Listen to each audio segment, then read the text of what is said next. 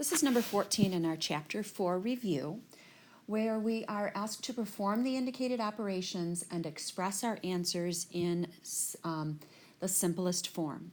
So it's obviously a division problem. We're dividing rational expressions, and so we know that when we're dividing fractions, we can change it to multiplying by the reciprocal.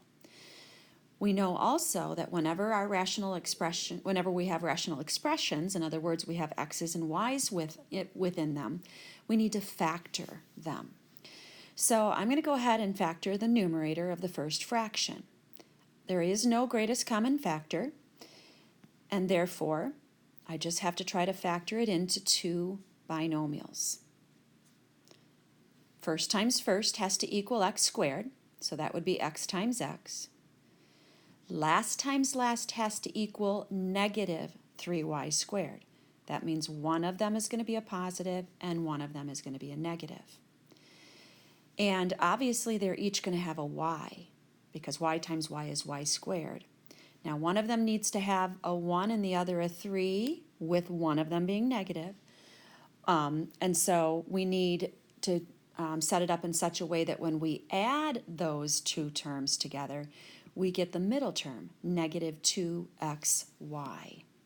So if I put the 3 here, negative 3, and the 1 in front of the y, notice I have outside times outside is negative 3xy, inside times inside is positive 1xy, and those do add up to negative 2xy. So that one is factored. On the bottom, that is a sum of squares, and a sum of squares does not factor over the real numbers. So there's nothing we can do with that. Only our difference of squares factors over the real numbers. Now we're going to multiply by the reciprocal of the second fraction. So that 2x squared minus xy is going to move up to the top. And I notice that the greatest common factor is x. So 2x squared divided by x is 2x, and negative xy divided by x is negative y.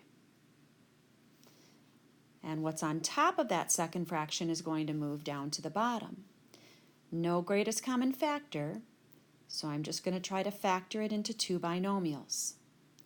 The product of the first two terms has to be 2x squared, so that would be 2x times x. The product of the last has to be negative y squared. Negative means one of these y's has to be positive and the other has to be negative. Well, let's see if we can figure out which one needs to be negative. Outside times outside is 2xy. Inside times inside is 1xy.